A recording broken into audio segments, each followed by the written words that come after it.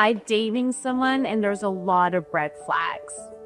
How many red flags is one too many? That is a really, really good question, and can be a really difficult thing to know. Like, what should be a deal breaker and what shouldn't be a deal breaker? And the question there is really more what I just said than how many red flags are too many red flags, because there are things that should be deal breakers.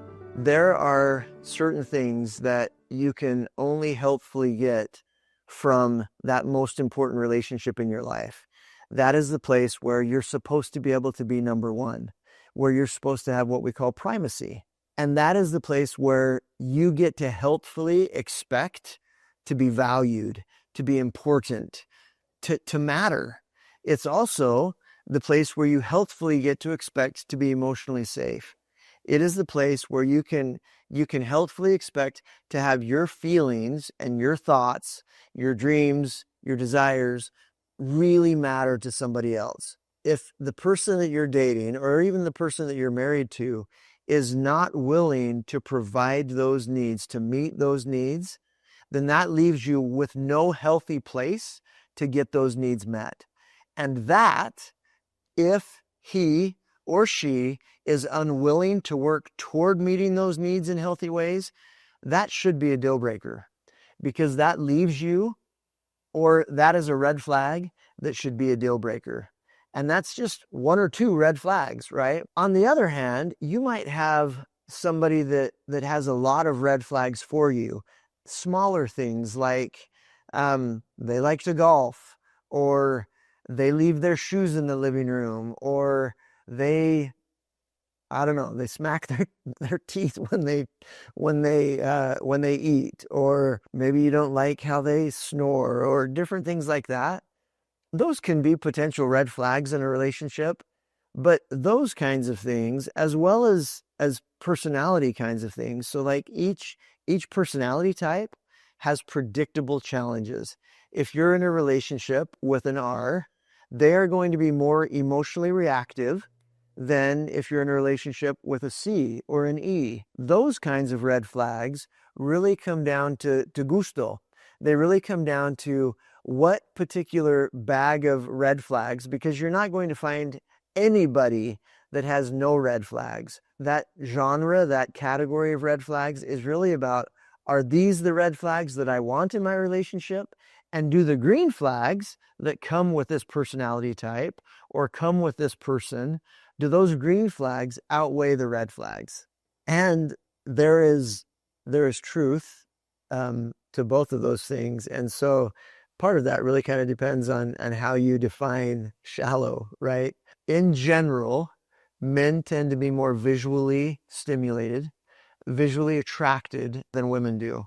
And women tend to be more emotionally stimulated and emotionally connected than men do.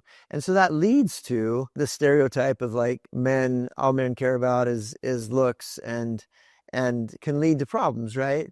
And on the other hand, there's also the stereotype that women just want a sugar daddy, right? Women want some rich guy to take care of them so that they can buy whatever they want and do whatever they want.